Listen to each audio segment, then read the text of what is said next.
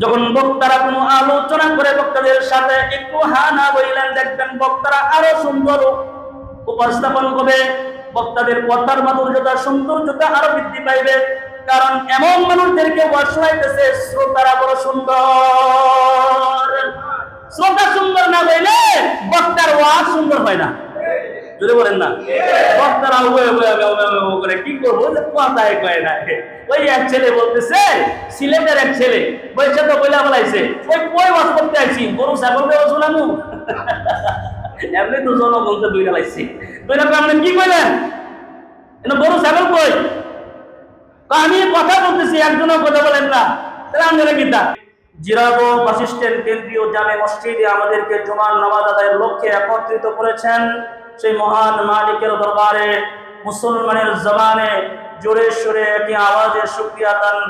আমরা সকলে শুকরিয়া আদায় করে পড়ি আলহামদুলিল্লাহ। সম্মানিত মুসলিমিনে কেরাম, আমি আপনাদের সম্মুখে কোরআনে হাকিম থেকে মশহুর একটি আয়াত তেলাওয়াত করেছি, যে আয়াতটি সূরাতুল আলী ইমরানের 14 নম্বর আয়াত।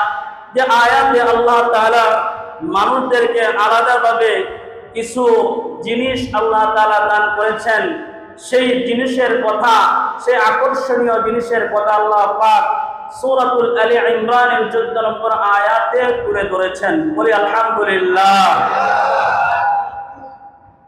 মানুষ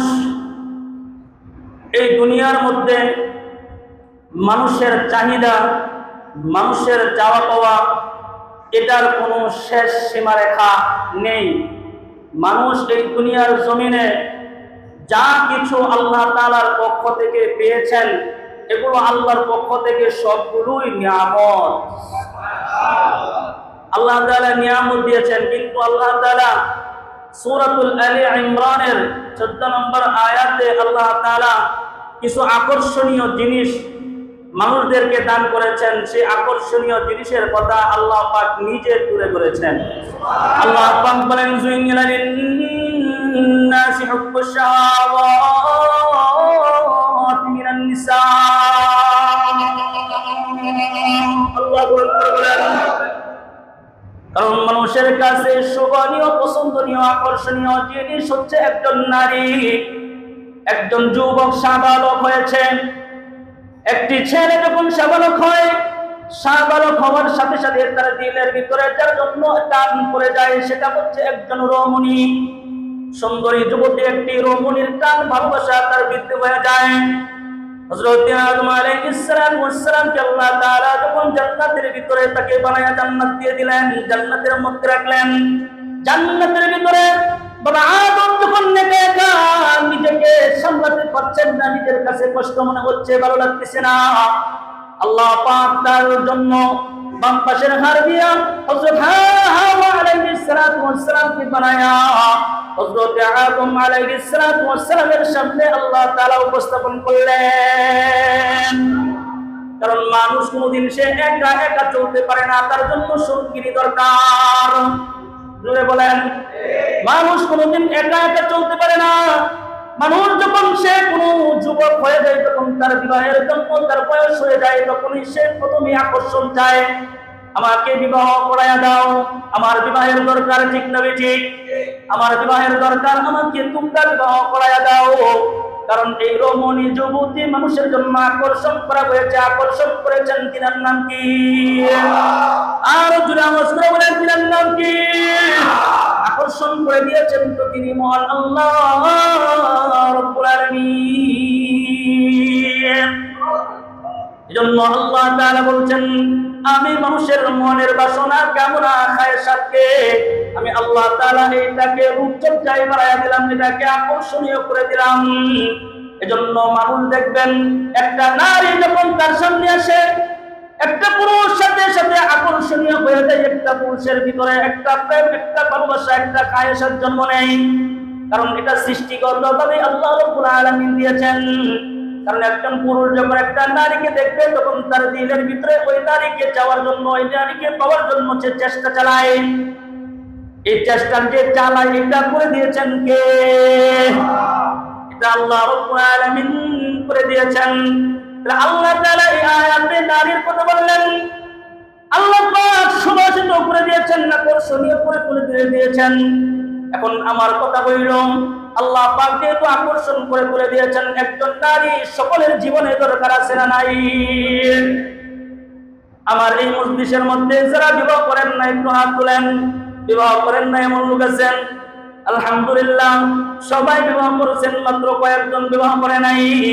তবে আমি আপনাদেরকে বলি, আপনাদের মনের চাহিদা কি বিবাহ করা আছে না নাই? জোরে বলেন। যারা একটা বিয়া করে সে তো আরেকটা আকর্ষণ বদলায়, একটা ভালো লাগে না আরেকটা করতে চাই, ঠিক না বলেন? জোরে বলেন। একটা ভালো লাগে না আরেকটা করতে চাই, আকর্ষণ তো বাড়াইয়া দিচ্ছেন আল্লাহ, এজন্য সে এই আকর্ষণ করতে যায়। এজন্য আল্লাহ পাক নারীকে আপনি আমার জন্য সঙ্গিনী বানায় দিয়েছেন।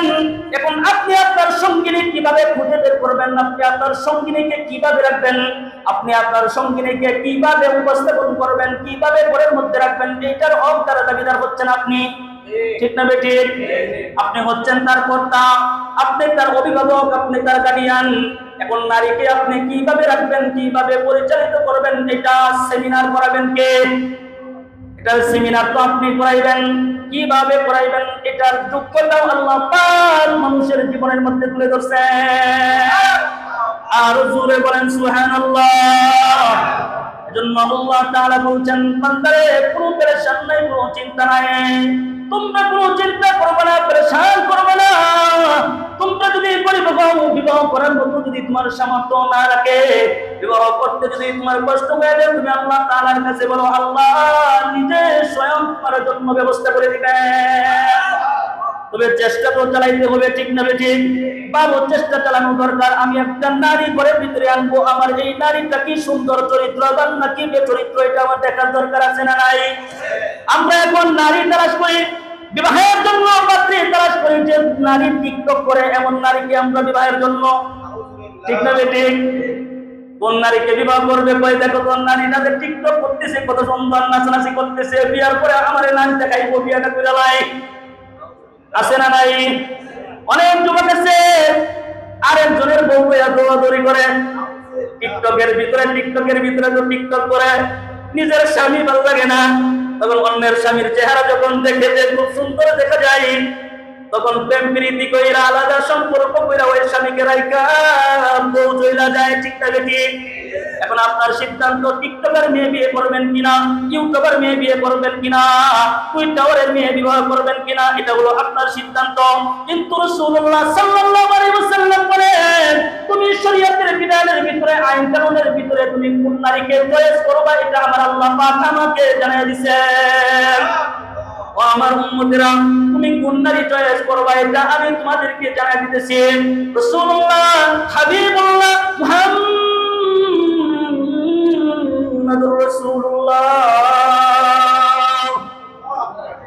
মুহাম্মাদুর রাসূলুল্লাহ সাল্লাল্লাহু আলাইহি ওয়াসাল্লাম বলেন, তুমি কোন নারী চয়েস করবা?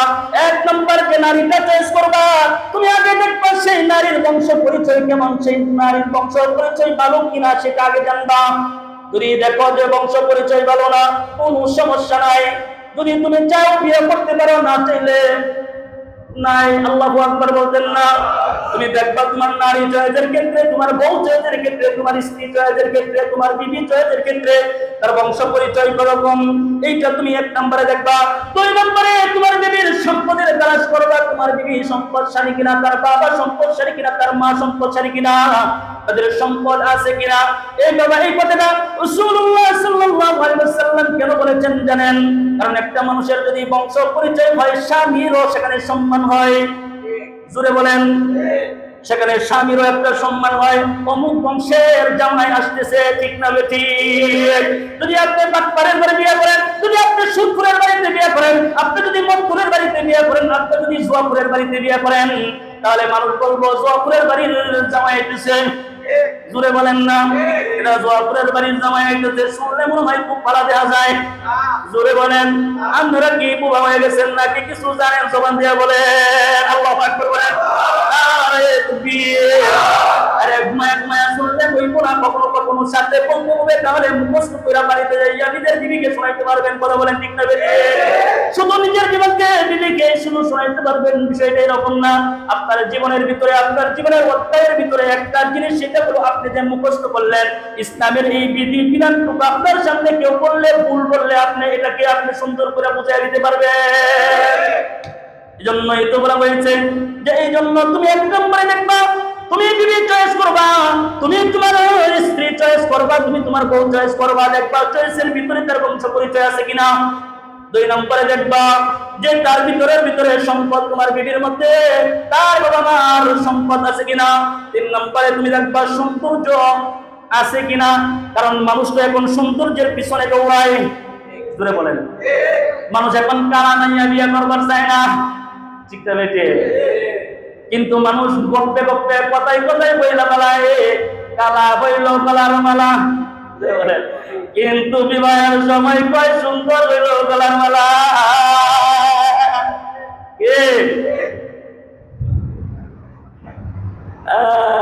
একটা গান মেরেছেন, কালা জানা কালা জামাই বালা থাকো, কালা জামাই বালা। এতরকম জানি না, তবে একটু হালকা শিরোনাম শুনছিলাম। আসলে মানুষ কালোর দিকে আকর্ষণ খুব কম হয়, সৌন্দর্যের ভিতরে মানুষ আকর্ষণ বেশি হয়। কথা বলে ঠিক না বেটে? সৌন্দর্যের প্রতি মানুষ আকর্ষণ হয়, কথাটা কার? একটা আওয়াজ করে বলেন না, কার? আরে এই পিলারের এই সাইড থেকে এই নওজোয়ান যুবকেরা, ছাত্ররা তোমরা বলছো, বলো তো আমাদের মালিক আছে, নাম কি? এই পিলার থেকে আপনারা বলতে দিয়ে আমাদের একজন রব আছে, তার নাম কি? এই পিলার থেকে বলেন তো আমাদের একজন খালেক আছে, তার নাম কি? এই পুরা শব্দ যদি একসাথে হয় কেমন মজা লাগবো? আল্লাহু আকবার বলতেন না? যখন বক্তারা কোনো আলোচনা করে বক্তাদের সাথে একটু হানা বইলেন, দেখবেন বক্তারা আরো সুন্দর উপস্থাপন করবে, বক্তাদের কথার মাধুর্যতা সৌন্দর্যতা আরো বৃদ্ধি পাইবে। কারণ এমন মানুষদেরকে বসাইতেছে শ্রোতারা বড় সুন্দর। শ্রোতা সুন্দর না হইলে বক্তার ওয়াজ সুন্দর হয় না। যদি বলেন না, বক্তারা করে কি করবো, কথাই কয় না। ওই এক ছেলে বলতেছে, সিলেটের এক ছেলে বলছে তো বইলা বলাইছে, ওই কই ওয়াজ করতে আইছি, গরু ছাগলকে শোনানো। এমনি তো জনগণকে দুই গেলাইছি, দুই রকম আপনি কি কইলেন? গরু ছাগল কই? আমি কথা বলতেছি, একজনও কথা বলেন না, তাহলে আপনারা কি তা নাউজুবিল্লাহ বলেন? বলেছে মনের দুঃখে, মনের কষ্টে, ঠিক না বেঠে? কিন্তু একজন বক্তা হিসাবে এমন শব্দ চয়ন কখনো তার জবান থেকে মানায়। একজন শ্রোতা একজন বক্তা তার শ্রোতার চেহারার দিকে তাকাবে, তাকায় দেখবে যে চেহারাটা কি উন্নত মানের সৌন্দর্য আছে নাকি একটু কালা হয়ে গেছে, ওই বুঝা বক্তার ওয়াজ করতে হবে। ধরে বলেন না, ওটা বুঝা বক্তার ওয়াজ করতে হবে। এরকম হয় না? মানে বিরক্ত লাগতেছে, তার কাছে ভালোই লাগতেছে না ওয়াজটা, ঠিক না বেঠে? কিন্তু মাঝে মধ্যে এমন একটা কূপ মারবা, এমন একটা জারি মারবা যে জারির মধ্যে দিয়ে আসে হাইসা দেয়। সুবহানাল্লাহ কইতেন না? তাহলে নারীর পাগল, সৌন্দর্যের পাগল হইল মানুষ। সৌন্দর্যতা দেখলে পুরুষের ঠিক থাকে না। জোরে বলেন, পুরুষ মানুষ সৌন্দর্যের পাগল হয়ে যায়। এজন্যই তো আল্লাহ রাসূল সাল্লাল্লাহু আলাইহি সাল্লাম বলেন, সৌন্দর্য দেখো, সৌন্দর্য যদি দেখো তাহলে বিবাহ করো। কিন্তু এখানে আমি 3টা কথার কথা বলেছি। 1 নম্বরে হচ্ছে বংশ পরিচয়, 2 নম্বরে সম্পদ, 3 নম্বরে সৌন্দর্য। এগুলো যদি তার ভিতরে যদি নাও থাকে, এগুলো তার ভিতরে যদি নাও থাকে, 4 নম্বর এই গুণ যদি তার ভিতরে না থাকে তাহলে তারা বিবাহ করা যাবে। 3টা থাকলে বিবাহ করা যায়, কিন্তু 4 নম্বরটা না থাকলে বিবাহ করা যায়। 4 নম্বরটা হচ্ছে আপনি দেখবেন, আপনি যাকে বিবাহ করবেন সেই মেয়েটা কি দিনদার কিনা। সুবহানাল্লাহ কইতেন না? মনে মনে কইতে পারেন, হুজুর আমি তো আমার কখনো এরকম বউ পাইছি না, আল্লাহকে কথা কই না। এরকম হয় না? মনে মনে কই, আরে হুজুরের দেখবার কথা কইছে, আমি তো আছি বাঙ্গা বেড়া দিয়া টাইম দিয়া, আমার বউয়ের বাড়ি হলো বাঙ্গা, এই বেড়া ভাই দিয়া টাইম দিয়া লই আইছি, তাও এসে টিপু দিয়া। আরে আমার তো মানুষ প্রাইভেট কার দিয়ে বিয়া করে, ঠিক না বেটি? কাউরে আবার দেখছি হেলিকপ্টার দেওয়া বলবে, হ্যাঁ হ্যাঁ, শরীরের মধ্যে হরমোন কত রকম থাকলে হেলিকপ্টার দেবো আনে, দেখছেন নি অবস্থা। তাহলে 4 নম্বরে যদি দিনদারি যদি তার ভিতরে না থাকে তাহলে তাকে বিবাহ করা যায় না, কারণ দিনদার বিহীন কোন নারীকে ঘরের মধ্যে আনলে ওই ঘর কখনো সুন্দর উন্নত মানের ঘর হয় না। ওই ঘরের ভিতরে মারামারি ঝগড়া ঝাঁটাঝাঁটি সব সময় লাগা থাকে, স্বামী কোনোদিন আনন্দ পায় না। নবীজি আলাইহিস সালাতু ওয়াস সালাম বলেন, যখন কোন স্বামী ঘরের মধ্যে প্রবেশ করবে, তুমি হারিকাতুল মাসতিস ঘরের বিভিন্ন আসবাবপত্রগুলো তুমি এক জায়গা থেকে আলাদাভাবে সুন্দর করে তুমি সাজাইতেছো, ঘরের ভিতরে ঢুকছো, তোমার আর কোনো কাজ নাই। এখন কাজ হইলো আগে স্বামীরে সালাম দিবা, সালাম দিয়া তুমি স্বামীর পাশে বসা স্বামীর খেদমত করবা। রাসূল বলেন এইটার মধ্যেই আল্লাহ পাক তোমার জন্য নাজ নিয়ামত রাখছেন। স্বামী ঘরের ভিতরে আসবে, আর কোনো কাজ নাই, তোমার কাজ একটাই স্বামীর খেদমত করা, স্বামীকে ভালোবাসা, স্বামীর একটু ছুঁয়া দেওয়া, একটু আনন্দ দেওয়া। দেখবেন যে মনটা বাহির থেকে খারাপ হয়ে গেছে, ঘরের ভিতরে আপনি ছুঁয়ে দিচ্ছেন, একটা চুমা দিয়ে দিচ্ছেন, স্বামীর মন ভালো হয়ে গেছে, ঠিক না বেঠিক? কিন্তু যদি আপনি দিনদারহীন কোন নারীকে বিবাহ করেন, ঘরের মধ্যে ঢুকলেই কৈফিয়ত চাইবো, কই গেছিলা, করতে চাইছো, কোন জায়গায় আসিলা, ঠিক না বেঠিক? যখন এই স্বামীদের কাছে কোন নারীরা কৈফিয়ত চাই, তখন পায়ের রক্ত মাথায় দিয়ে উড়ে, কথা বলেন ঠিক না বেঠিক? তোরা তো ঘরের ভিতরে থাকস, তোরা তো বাহিরের কোনো খবর রাখস না, বাহিরে কত কষ্ট কইরা, কত মেহনত কইরা তোদের জন্য রিজিকের ব্যবস্থা করি। এইটা যদি কোন নারী জানতো, তাহলে কখনো কৈফিয়তের মধ্যে তার স্বামীরে রাখতো না। এজন্য বলা হয়েছে, দিনদার পাত্র পাত্রী দেখবা, দিনদার বউ দেখবা। দিনদার বউ বুঝবে তাকে কৈফিয়ত করা যাবে না, কারণ আমি তো তার অধীনস্থ, সে তো আমারে লালন পালন করে খাওয়ায়। কথা বলেন ঠিক না বেঠিক? আর যদি দেখেন বউ জামাই আকাম কুকাম করতেছে, তখন তো আপনি কৈফিয়ত করবেন। কথা বলেন ঠিক না বেঠিক? কোন নারীর সাথে অবৈধ সম্পর্ক স্থাপন করছে, আপনি জানতে পারছেন, তখন কি তারা সাইরা নাম লিখবো না কাইন্না ধরান লাগবো? জোরে বলেন। এজন্য তো হযরত আশরাফ আলী থানভী রাহমাতুল্লাহি আলাইহি তিনার কিতাবের মধ্যে তিনি লিখছেন, এক ব্যক্তি আকাম করে কুকাম করেছে। কি করছে? এক ব্যক্তি আকাম করে কুকাম করছে। আমার তো কষ্ট আছে, হুজুর আকাম তো করছে কথা ঠিক, কিন্তু কুকামটা কি? হযরত আশরাফ আলী থানভী রাহমাতুল্লাহি আলাইহি তিনি বলেন যে এক নম্বর তো আকাম হলো সে জিনা করছে। বলেন কি করছে? এক নম্বরে সে জিনা করছে। নাম্বার 2, জিনা তো করছে কিন্তু পেট বাজায় আছে, এটা হলো কুকাম। তা আকাম করে কুকাম করছে, এক নম্বরে তো জিনা করছে, 2 নম্বরে পেট বাজায় আছে। পেট বাজায় আছে বুঝেননি? এটা বাচ্চা দেলাইছে তো আর দুষ্ট এক হইতেছে, দুষ্ট এটা তুই কি করলি? কি করছি? কয়েক নাম্বার তুই তো জিনা করছস, বালা কথা, আকাম করছস, বালা কথা, কুকাম করতে গেলি কেন? জন্ম নিয়ন্ত্রণের পদ্ধতি নিলি না কে? আকাম করছস, বালা কথা, কুকামটা যখন ধরেছস তখন আজল করতি, অর্থাৎ জন্ম নিয়ন্ত্রণ করতি, বললি না কে রে? সে জবাব দিছে, কিন্তু কুকাম করা, এই যে বাচ্চা যে বাজায় দেওয়া, এটা করছি না কেন লাগে জানো? এটা করা মাকরুহ। এটা করা কি? কথা কয় না, এটা করা মাকরুহ। এই জন্য আমি এটা করি নাই। করছে কি? হারাম কাজ করছে, কি হারাম কাজ। আর বইছে কি লইয়া? বসে রয়েছে কি লইয়া? মাকরুহ লইয়া বয়ে রয়েছে। তো এক ব্যক্তি মদ খাইতেছে, মুস তুইলে দিয়া তারপরে মদ খা। তাই জিজ্ঞেস করে, কিরে দুষ্ট, মদ খাইতেছস আবার মুস তুলা দিয়ে খাইতেছস কেন লাগিয়া? ও তুই মাছ আলাদা সালা জানোস না নাকি? তুই কি কোনো মাছ টাসলা জানোস না? শোন, মুস বিজয় খাওয়া মাকরুহ। খাইতেছে কি? শয়তানের শয়তান খায় মদ, আর মুস বিজয় খাওয়া কি? কত বড় শয়তান, ঠিক না বেঠিক?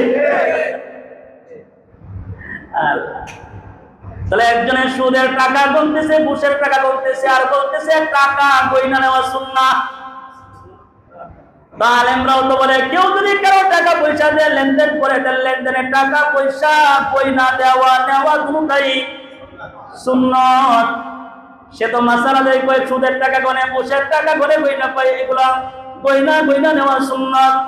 বলতেছে কি টিহা সুদের টিহা আর কইতাছে গইনা নেওয়া সুন্নাত। কত বড় জালেমের জালেম, ঠিক না বেটি? গইনা নেওয়া কই সুন্নাত। কোনদিন কোন আলেম কি বলেছিলেন যে তোমরা সুদ খাও, সুদ তোমাদের জন্য হালাল? কেউ বলছেন নাকি? সবাই বলে হারাম, হারামের দিকে যাই না। কই টাকা দেওয়া নেওয়া গইনা নেওয়া সুন্নাত, এইটা কোনো মুসলমানের কথা হতে পারে না। তাহলে আল্লাহ পাক রব্বুল আলামিন আমাদেরকে সুন্দর করে জানায় দিলেন, সৌন্দর্যতা আমি আল্লাহ তাআলা তোমাদের সামনে সুভাষিত করে দিয়েছি। সৌন্দর্যতা তোমাদের সামনে আমি আল্লাহ পাক আকর্ষণীয় করে তুলে দিয়েছি। এই আকর্ষণীয় বস্তুটার নাম হচ্ছে নারী। তাহলে নারীকে তুমি কেমনে শব্দ চয়ন করবা, তার সাথে কিভাবে চলাফেরা করবে, তার সাথে কিভাবে কথা বলবা? রাসূল বলেন, তুমি যদি তোমার বিবির সাথে যদি সুন্দর কইরা যদি তুমি একটা মুস্কি হাসি দিয়া ভালো কইরা একটা কথা বলো, আল্লাহ পাক তোমাকে সাদাকা করার সওয়াব দান করে দিবেন। তা সৌন্দর্য কথা শুধু তাই নাই, তুমি তোমার বিবির সাথে শুধু বাট্টা সুন্দর করে খায়া তুমি খাইতেছো, বিবির ডাক দিয়ে বলছো, বিবি হে সামনে একটু আসো, সুন্দর কইরা বাট্টারে মাখন কইরা সুন্দর কইরা বানাইয়া লুকমাটা তুইলা দিবার নফল বন্দিগির সওয়াব আল্লাহ তাআলা দান করবে। যদি মহিলাটা দিনদার হয়, ভালোবাসা বৃদ্ধি হবে কি হবে না? বিবাহ কোনো সামাজিক কোনো বিষয় এইরকম নয়, বিবাহ তো সামাজিক বিষয়, কিন্তু বিবাহের মাধ্যমে মানুষ পবিত্র হয়, ঠিক না বেটি? বিবাহের মাধ্যমে মানুষ আত্মশুদ্ধি লাভ করে, পবিত্রতা লাভ করে।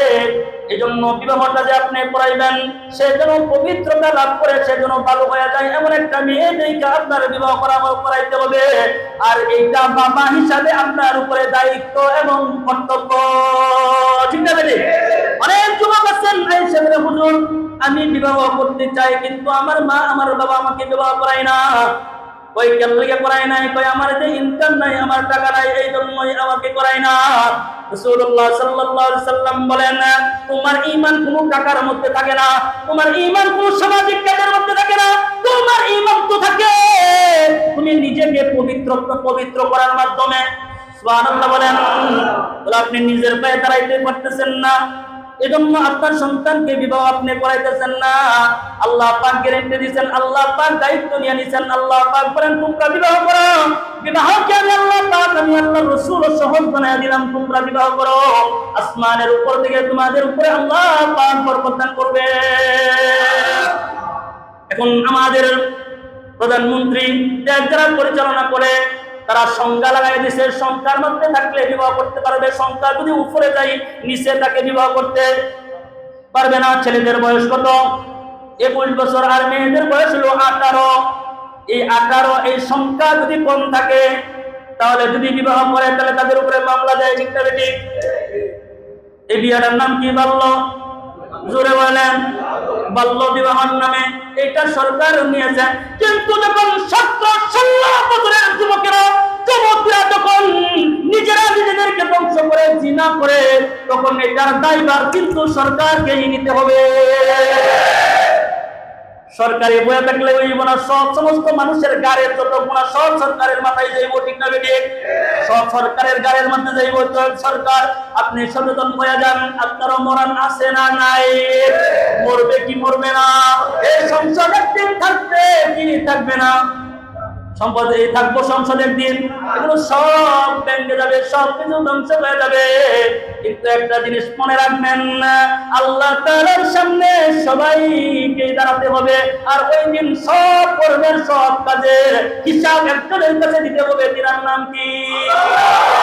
এজন্য আল্লাহ তাআলা বলেছেন, নারীকে তোমার জন্য সুবাসিত বানায় দিলাম। এই আয়াত দিয়ে তাফসীর করলে অনেক লম্বা তাফসীর হয়ে যাবে। এজন্য আমি আরেকটু কাটছাট কইরা আরেকটা আয়াত দিয়ে আপনাদের সম্মুখে আরেকটু বিস্তারিত বলে আল্লাহ পাক বলেন, নিসাউকুম হারসুল লাকুম। আল্লাহ পাক বলেন, নিসাউকুম হারসুল লাকুম ফাতু হারসাকুম আন্না শি'তুম। আল্লাহু আকবার বলেন। আল্লাহ তাআলা বলেন, নিসাউকুম তোমাদের স্ত্রীগণ হারসুল লাকুম তোমাদের জন্য শস্য ক্ষেত্র। তোমাদের জন্য ক্ষেত, তোমাদের জন্য ফসলের ক্ষেত বলেছেন। আল্লাহ কে বলেছেন? আল্লাহ পাক বলছেন তোমাদের স্ত্রীগণ হচ্ছে তোমাদের ক্ষেত, তোমাদের ফসলের ক্ষেত।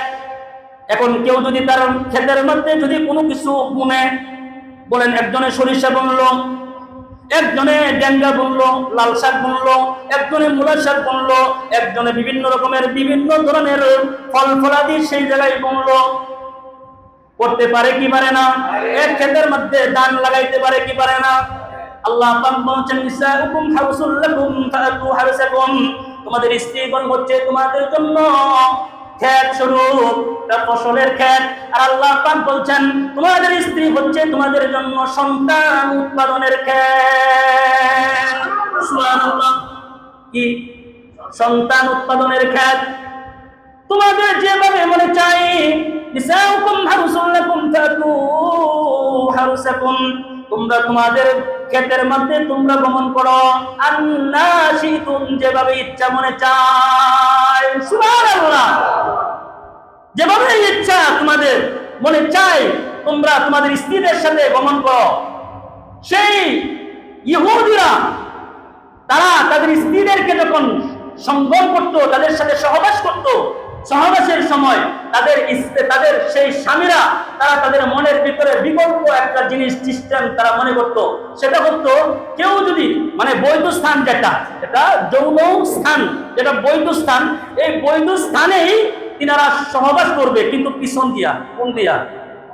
কোন দিয়া মানে না, বৈধ স্থানে কিন্তু পিছন দিয়ে ব্যবহার করবে। স্থানটা কোনটা জোরে বলেন না, আপনারা বুঝেন নানি? না না, বৈধ পথ, আমি বলতেছি বৈধ পথের কথা, মানে হালাল পথ, বৈধ পথই থাকবে, ব্যবহার করবে কোন দিক দিয়া? আপনারা মনে হয় সিস্টেম দেখছেন না, মনে কোনোদিন জানেনি না? হ্যাঁ, কেমনে বুঝাইতাম, হাজি করতেছে, বুঝেননি?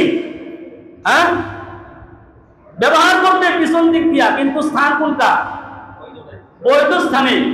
কিন্তু যদি ব্যবহার করে তাহলে তারা মনে করে যে এইভাবে যদি স্ত্রী সহবাস করা হয় তাহলে সন্তান যে হবে, সন্তান হবে টেরা কানা, এটা হলো তাদের মনের ভাব।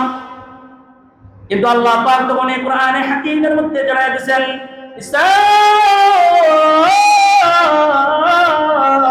হারসুল লাকুম ফাতু হারসাকুম আন্না শিতুম, তোমাদের স্ত্রীগণ হচ্ছে তোমাদের জন্য ক্ষেত স্বরূপ, সন্তান উৎপাদনের ক্ষেত। যে কোনো ক্ষেত্রে আপনি মনে করেন, কারণ ক্ষেত থেকে তো উৎপাদন হয় বিভিন্ন রকমের ফল ফসলাদি, আর নারীদের যে ক্ষেত, ওই ক্ষেত থেকে উৎপাদন হয় আপনি আমার মতো মানুষ। ঠিক না বেটি? মার ভিতর থেকে আইসেন না, মনে হয় আপনারা আইসেন না? আপনারা কোথা থেকে আইসেন? মায়ের গর্ভ থেকেই তো আইসি। ঠিক না বেটি? তাহলে অনেকেই তো প্রশ্ন করে, এটা জানা দরকার। ইসলাম জানার ভিতরে কোনো সমস্যা নাই, ইসলাম কাজ জানতে হবে। নবীজির কাছে এমন কিছু ক্রিটিক্যাল প্রশ্ন আসতো যেগুলো আসলে মহিলাদের সামনে বলা এটা লজ্জার, কিন্তু ইসলামে দ্বীনি শিক্ষা গ্রহণ করা এটা কোনো লজ্জার হতে পারে না। অনেকেই বলে, হুজুর আমার বিবি তো ঋতুস্রাব, আমার বিবির মেন্স হয়েছে, আমার তো আকর্ষণ বেশি, আমার যৌন চাহিদা বেশি, হুজুর আমি কি তা করতাম? এরকম প্রশ্নের সম্মুখীন তো আপনারা হইতেন না, আমরাও কথা বলেন। ঠিক না বেঠি? আমি কি বলবো এখন? যৌন চাহিদা তো বেশি, করার কি আছে? এখন তো আমার ঋতু স্রাব হচ্ছে, রক্ত যাইতেছে, বুঝেননি? এটা বুঝেননি? 1 মাস পরে পরে নারীরা যে ঋতুস্রাব হয় এটা বুঝেন? আচ্ছা যাক, আলহামদুলিল্লাহ একটু বুঝতেছেন। আল্লাহ কবুল করুক, বলে না আমিন। আল্লাহ আল্লাহ গো। এটার বিষয় হলো, যদি কোনো নারী মেন্স হয়, যদি কোনো নারীর ঋতুস্রাব হয়, তাহলে বৈধ যে পথ, এই পথকে বেঁধে রেখে আপনি যে কোনো পথ, বৈধ পথ, কথা বুঝতেছেন? বৈধ পথ, অবৈধ কোনো পথে কোনো অবলম্বন করা যাবে? জোরে বলেন। বৈধ পথ, এই বৈধ পথ বেঁধে রেখে আপনি আপনার স্ত্রীকে চুমা দিতে পারবেন, তার সাথে আপনি একটু থাকতে পারতেছেন। আর ওই ইহুদিরা যখন তাদের ঋতুস্রাব হইতো, নারীদেরকে কাছে রাখতো না, আলাদা করে রাখতো। তারা মনে করতো এটা লজ্জা, তারা মনে করতো এটা অপমানের, এজন্য নারীকে সামনে রাখতো না। কিন্তু রাসূলুল্লাহ হাবিবুল্লাহ মুহাম্মদুর রাসূলুল্লাহ এরকম শব্দ হলো মুহাম্মাদুর রাসূলুল্লাহ সাল্লাল্লাহু আলাইহি ওয়াসাল্লাম এটা সব তাদের এই জাহিলি কালচারকে দূরীভূত করে আলো জ্বালায় দিতেন সুবহানাল্লাহ। রাসূলুল্লাহ সাল্লাল্লাহু আলাইহি ওয়াসাল্লাম যখন আমাদের আম্মাজানদের ঋতুস্রাব হইতো নবীজি আলাইহিস সালাতু ওয়াস সালাম তিনি তিনার মাথা বের করে দিতেন। উম্মুল মুমিন আয়েশা বলেন আমি নিজে নবীজি মুহাম্মদুর রাসূলুল্লাহ সাল্লাল্লাহু আলাইহি ওয়াসাল্লামের মাথাকে বুলিয়ে দিতাম সুবহানাল্লাহ, তাকে আমি চিরুনি করে দিতাম, তার চুল আঁচড়ে দিতাম। তার মানে আপনার স্ত্রী যখন ঋতুস্রাব হবে, যখন আপনার স্ত্রীর মেন্স হবে, তখন তাকে আপনি আলাদা রাখবেন না, তার সাথেই থাকবেন। কিন্তু যেটা আল্লাহ নিষেধ করছেন ঋতু অবস্থায় তোমরা তোমাদের স্ত্রীদের সাথে সংযম করতে পারবে না, এটা করবে না। আর কেউ যদি পিছনের পথ অবলম্বন করে, বায়ু পথ যদি কেউ অবলম্বন করে, ইবনে কাসির রাহমাতুল্লাহি আলাইহি তিনি বলছেন এই মানুষটা অভিশপ্ত, নাউজুবিল্লাহ বলেন। আর হাদিসের মধ্যে আমাদের উলামায়ে কেরাম তিনারা তাকরীর করে বলছেন কেউ যদি পিছনের পথ অবলম্বন করে তাহলে সে যেন কুফরি করলো, নাউজুবিল্লাহ বলেন।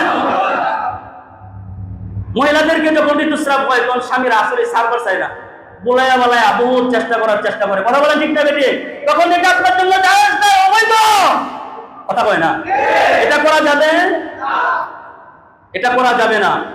এজন্য আল্লাহ পাক বলছেন যখন তারা মনে করছে যে পিছনের রাস্তা অবলম্বন করা কিন্তু স্থান যেটা ওই বৈধ স্থানে থাকবে, কিন্তু পিছন দিক থেকে ব্যবহার করবে, মলদার ব্যবহার করবে না, পিছন দিক থেকে হালাল পন্থায় বৈধ স্থানে তারা ব্যবহার করবে, তাতে কোনো সমস্যা নাই। সুবহানাল্লাহ, কথা বুঝতেছেন নি? বুঝতেছেন? কোনো সমস্যা নাই। এই জন্যই তো আল্লাহ পাক রব্বুল আলামিন এটা স্পষ্ট করে তুলে ধরছেন। সুবহানাল্লাহ, আল্লাহু আকবার। কিছু জিনিস বুঝতেছেন তো? তাই আল্লাহ পাক রব্বুল আলামিন এটাও জানাই দিয়েছেন তোমাদের জন্য এই বিবাহটা তোমাদের খুব দরকার। বিবাহ কি দরকার? বিবাহ খুব দরকার। আল্লাহ পাক বললেন ওয়ালাকাদ আরসালনা রাসূলান মিন ক্বাবলিকা ওয়াজআলনা লাহুম আজওয়াজান ওয়া যুররিয়া।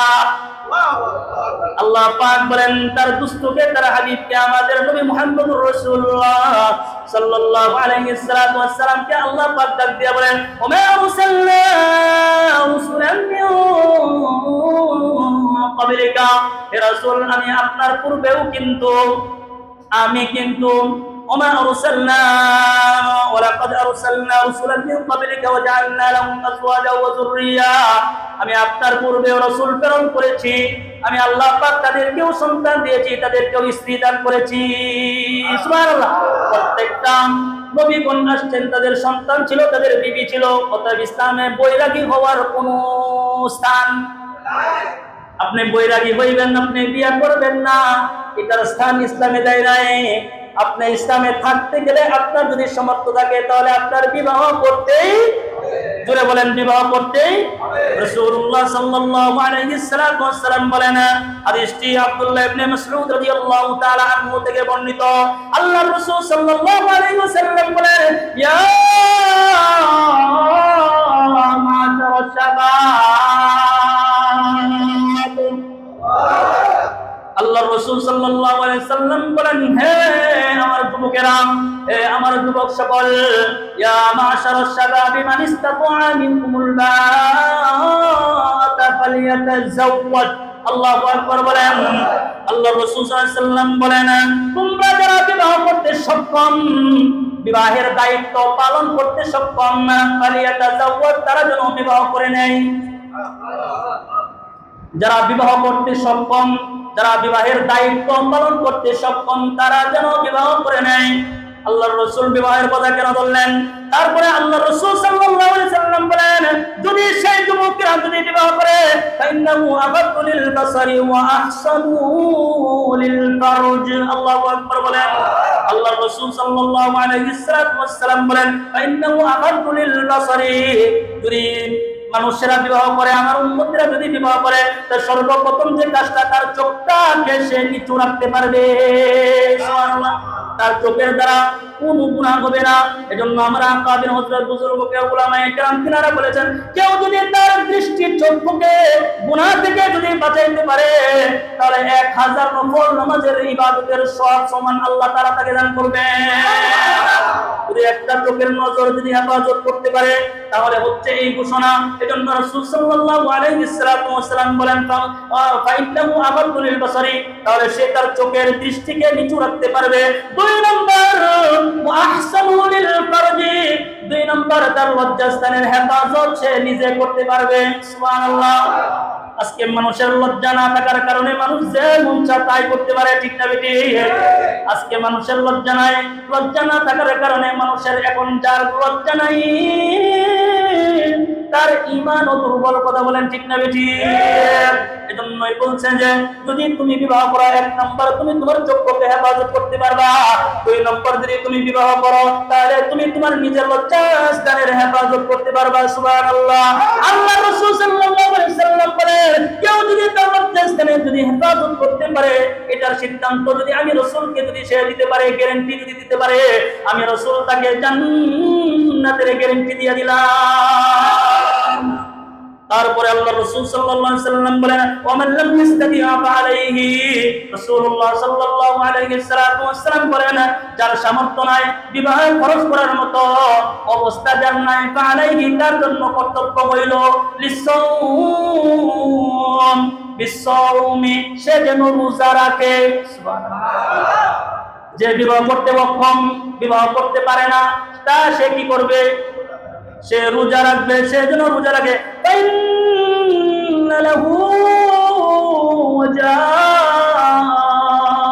আল্লাহু আকবার বলেন, তাকে সমস্ত প্রকারের এই যে তার যে যৌন চাহিদা, এই যৌন চাহিদাকে রোজা মিটাইয়া দিবে।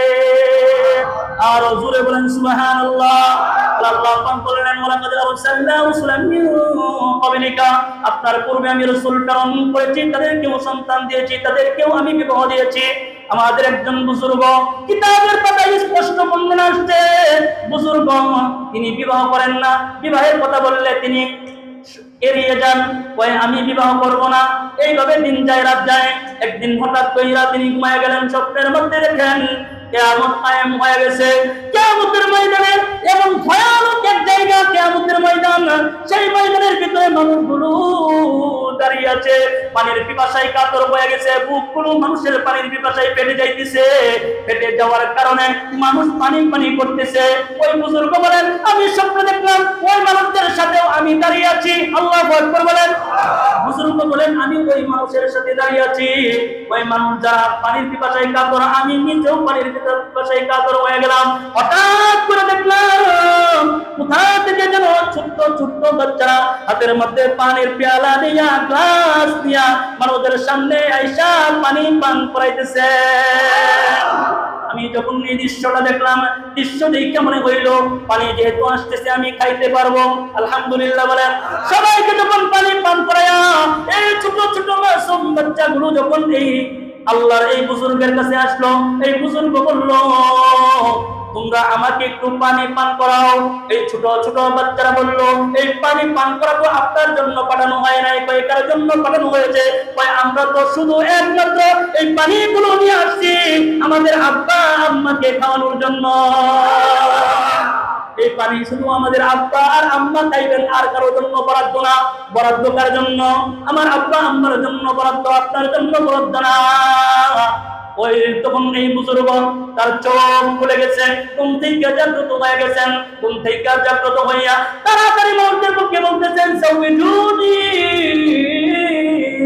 সাউইজুনি, হে আমার লোক সকল, তোমরা আমার বিবাহের ব্যবস্থা করো, আমাকে বিবাহ করাও। আল্লাহু আকবার। তাড়াতাড়ি তার জন্য বিবাহের ব্যবস্থা করা হলো, তিনি বিবাহ করলেন। তাড়াতাড়ি অনেক সময় বিবাহ করলেন। মানুষ জিজ্ঞেস করে, দুষ করে বিবাহ করলে, আমার একটু জানাইলি না, ঠিক না বেটি? একসাথে চললাম, দুষ্ট বলছিলি আমারে সারা তুই নাকি বর সাজবি না, আমারে সারা নাকি গাড়িতে উঠবি না, আকবর ঠিকই তো বউরি আইসস। আবার দেখবেন যে মনটারে টুনটা কইরা আর দুষ্টর লাগে কথা কয় না, আছে না এরকম? তাহলে বুজুর্গে কে বলে, বুজুর্গ বিয়ে করবেন না করবেন না করবেন না, হঠাৎ করে বিয়ে করলেন, উদ্দেশ্য কি? বুজুর্গ এবার ডাক দিয়ে বলে, না আমি এমন একটা অবস্থানে রয়েছে, এমন একটা অবস্থা আমার জানা আছে। অবস্থাটা কি?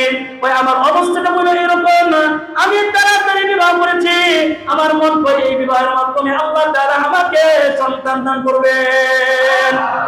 আমার মনে হয়েছে আল্লাহ তাআলা আমাকে সন্তান দান করবে, আর এই সন্তানগুলো আমার জন্য নাজাতের মাগফিরাতের কারণ হবে। সুবহানাল্লাহ বলেন, সুবহানাল্লাহ বলেন। এই সন্তানগুলো আমার নাজাতের কারণ হবে, আমার জন্য রাস্তা করে যাবে, জান্নাতের পথ হয়ে যাইবে। কারণ কেন? ওই ছোট ছোট মাসুম বাচ্চারা দুনিয়া থেকে যখন দুনিয়ার মধ্যে ভূমিষ্ঠ হওয়ার পরে যখন এই সন্তানগুলো যখন মারা যায়, ওই সন্তানগুলো বাবা ইব্রাহিম আলাইহিস সালাতু ওয়াস সালামের কাছে থাকে। হযরত ইব্রাহিম আলাইহিস সালাতু ওয়াস সালামের সাথে খেলাধুলা করতে থাকে। ওই বাচ্চাগুলো কিয়ামতের ময়দানে আল্লাহ পাকের কাছে তারা সংঘর্ষ করবে, আল্লাহ পাকের সাথে তারা যুক্তিতে দাঁড়ায় যাবে। আল্লাহ তাআলার সামনে বলবে, আল্লাহ বাপ মা দুনিয়ার মধ্যে পাই না, এখন হাসরের ময়দানে পাইছি, আমি আমার আব্বা আম্মাকে ছাড়বো না। আল্লাহ তুমি আমার আব্বা আম্মাকে ফিরে দাও, আমি আমার আব্বা আম্মা হয়ে জান্নাতে যাব। সুবহানাল্লাহ।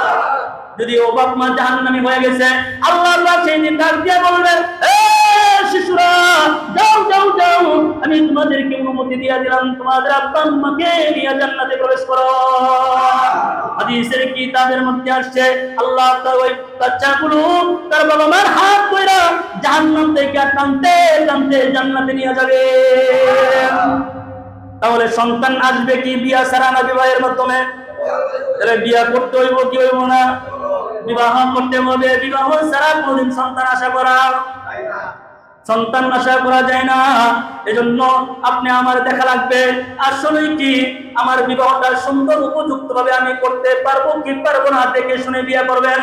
যদি দেখে শুনে বিবাহ করতে পারেন, প্রত্যেকটা ঘরকে আল্লাহ তাআলা জান্নাত বানায় দিবেন। সুবহানাল্লাহ। আর একটু আস্তে বল সুবহানাল্লাহ। রাসূলুল্লাহ সাল্লাল্লাহু আলাইহি ওয়াসাল্লাম যেজন্য বলছেন, দেখো তোমরা কেমন নারী চয়েস করবা, কেমন নারী গুণ থাকা দরকার। রাসূলুল্লাহ সাল্লাল্লাহু আলাইহি ওয়াসাল্লাম বলেন, তাজাওয়াজুল ওয়াদুদ আল ওয়ালুদ। আল্লাহ রাসূল সাল্লাল্লাহু আলাইহি ওয়াসাল্লাম বলেন, তোমরা কি রূপ চয়েস করবা? এক নাম্বার, তোমরা বিবাহ করো কেমন মেয়েকে বিবাহ করবা? রাসূলুল্লাহ সাল্লাল্লাহু আলাইহি ওয়াসাল্লাম বলেন, ওয়াদুদা, যে স্বামী প্রেমিক হয়। সুবহানাল্লাহ।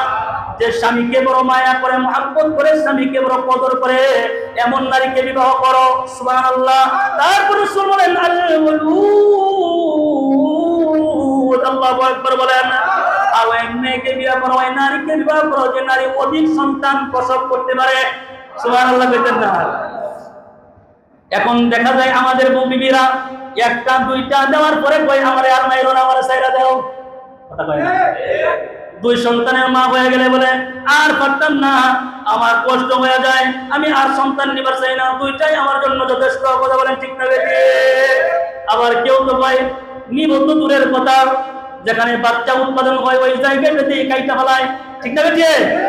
রাসূল বলেন, যা যে নারীরা অধিক সন্তান প্রসব করতে পারে এমন নারী দেখা তোমরা বিবাহ করো। সুবহানাল্লাহ। নবীজি বলেন, ফাইন্নি, নিশ্চয় আমি মুকাসিরু বিকুমুল উমাম।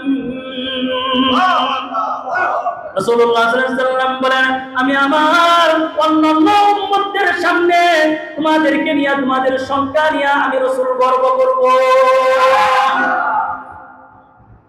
তাহলে যে নারী এক নাম্বার স্বামীর খেদমত বালা বুঝে এমন নারী বিয়ে করবা।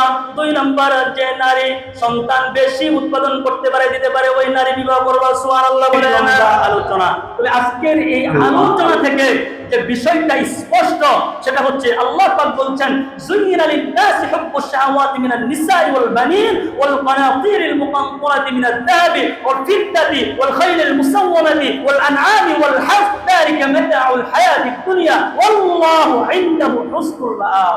আল্লাহু আকবার বলেন। আল্লাহ পাক কিছু জিনিসকে আকর্ষণীয় করছেন, তার মধ্যে প্রথম আকর্ষণীয় হচ্ছে নারী, দুই নম্বর আকর্ষণ হচ্ছে সন্তান, তিন নম্বর আকর্ষণ হচ্ছে ওয়াল কানাতিরিল মুকান্তারাতি মিনাজ যাহাবি ওয়াল ফিদ্দা, সোনা রূপার স্তূপ। মানুষ অনেক সম্পদের স্তূপ ভালোবাসে না? জোরে বলেন। হ্যাঁ, সোনা রূপা মানুষ ভালোবাসে। ওয়াল খানাতিরিল মুকান্তারাতি মিনাজ যাহাবি ওয়াল ফিদ্দা ওয়াল খাইলিল মুসাওয়ামা, সুবাসিত সুন্দর চিহ্নিত ঘোড়া।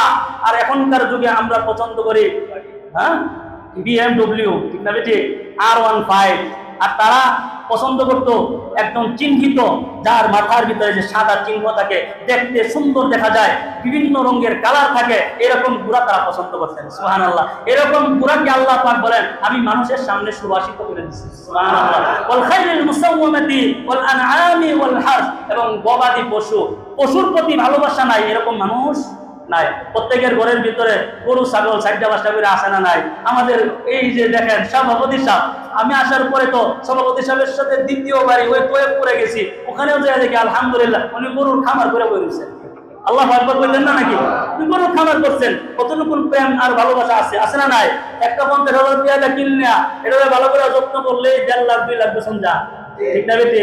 অনেক সময় মানুষ গরুর ব্যবসা করে অনেক ধনী, কথা বলে না? অনেক মানুষ গরুর ব্যবসা করে ধনী। আমাদের মুয়াজ্জিন সাহেব, চিকন কথা কয়ে দিলাম, গোপন কথা, আমাদের মুয়াজ্জিন সাহেবেরও কিন্তু এরকম, তিনি যখন কিছু টাকা পয়সা ওনার হাতে হয় তখনই তিনি গরু কিনে একজনকে দিয়ে দেন। সুবহানাল্লাহ। আল আনআমি ওয়াল হারস, জমি জমার প্রেম মহব্বত ভালোবাসা মানুষের ভিতরে আছে না নাই? সম্পদ, জমি জমা, এই জমি জমার প্রেম আল্লাহ পাক বলেন মানুষের সামনে আমি সুবাসিত করে দিছি। আল্লাহু আকবার বলেন। জমি জমা কেউ 1 ইঞ্চি দিতে রাজি, জান দিলাইমু জমি দিমু না, ঠিক না ঠিক? তাহলে আসলে কি মানুষ জমি দিতে চায় না, বরঞ্চ মানুষের আয়ের কাইটা কিভাবে সম্পদ বাড়ানো যায় চিন্তা বিক্রি করে, ঠিক না ঠিক? আল্লাহ পাক এগুলো আল্লাহ পাক সুবাসিত করছেন, আপনি আমাদের জন্য আকর্ষণীয় করে দিয়েছেন। আসলে এগুলো দুনিয়ার দুকা, এগুলো আমাদের বুকের সামগ্রী ছাড়া কিছু নয়। আল্লাহু ইনদাহু হুসনুল মাআব, আর আল্লাহ তাআলার কাছে আমাদের জন্য রয়েছে একবারে নিরাপদ আশ্রয়স্থল। সুবহানাল্লাহ, আল্লাহু আকবার। আল্লাহ পাক আজকে যে আলোচনা করলাম, যা আমরা শুনলাম, প্রত্যেককে মন ভরে আমল করার তৌফিক দান করুন, বলেন আমিন।